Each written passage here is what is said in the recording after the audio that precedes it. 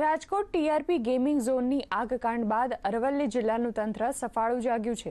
અરવલ્લી જિલ્લા વહીવટી તંત્ર અને ફાયર વિભાગની ટીમ દ્વારા વિવિધ એકમોમાં તપાસ ચાલી રહી છે, જે અંતર્ગત શાળાઓમાં ફાયર સેફટી અંગે ચકાસણી કરવામાં આવતા માર્ગદર્શિકામાં ખરી ન ઉતરતી 3 શાળાઓને નોટિસ આપવામાં આવી છે।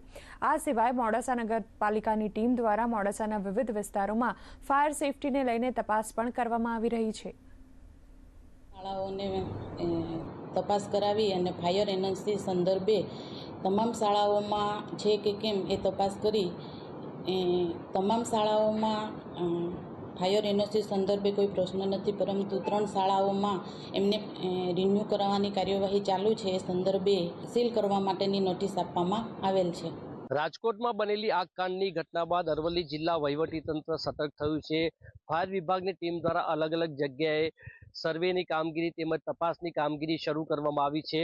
જીઆઈડીસી હોય કે અન્ય શાળાકીય સંકુલો તેમજ ક્લાસીસ સહિતના એકમોમાં તપાસ હાથ ધરવામાં આવી છે।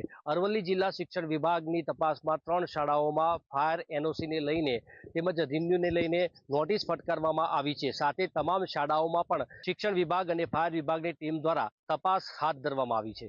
અંકિત ચૌહાણ, ડીડી ન્યૂઝ, અરવલ્લી।